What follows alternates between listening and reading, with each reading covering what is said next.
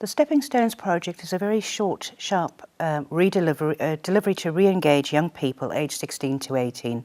It's part of an ESF-funded programme, and primarily because it's made up of a lot of variety of vocational subjects, literally little tasters, and because it's a short project, young people don't get bored. So the attendance is extremely high, and of course we also like them to achieve an accredited qualification, because it's strange how somebody who's not had a good educational experience is really motivated by simply receiving a certificate or something that indicates they've actually achieved something.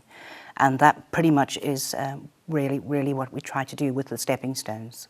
In addition, we build on other things that they can actually achieve in the qualification area, and these are not necessarily accredited. These are more about creating and building on their soft skills, things like confidence and team building, and of course, when they do win any little prizes in some of the vocational taster areas, that gives them such a boost of confidence, and you can really see the sort of motivation and aspiration level literally rise, which is just something great to see.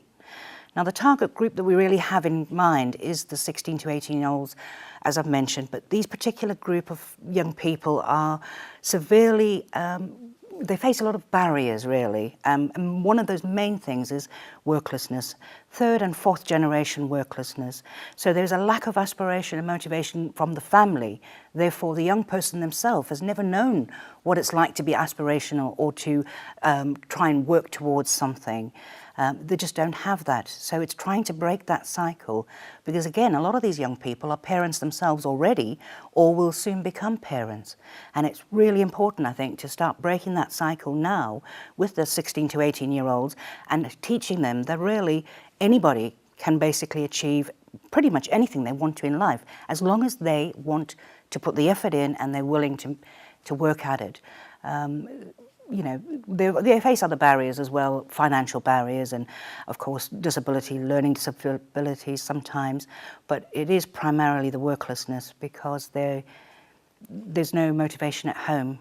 And in fact, sometimes the parents actually demotivate the young person, because when they do achieve something and they come home all excited about, look at the certificate I got, or I won this during the class, the parent will sort of look at them and say, well, I don't know what you want that for.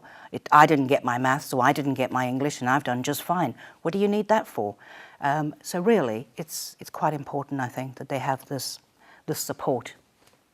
We do an information, advice and guidance session at the beginning and one at the end of the programme, because this allows us to check the distance travelled by the young learner. And we find that invariably they have no focus at the beginning whatsoever, but by the end of the programme they have got some ideas of where it is that they might possibly proceed to. But in the past we've had problems with progressional routes, because traditionally, college and classes start in September, and if you've run a Stepping Stones in March, they've got to wait till September.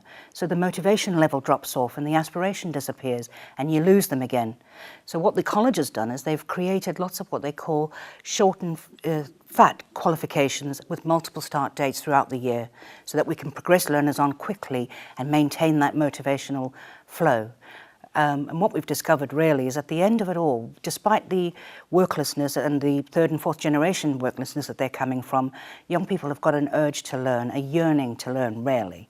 And we want to encourage them to build on that and create a future for tomorrow. They are tomorrow, really.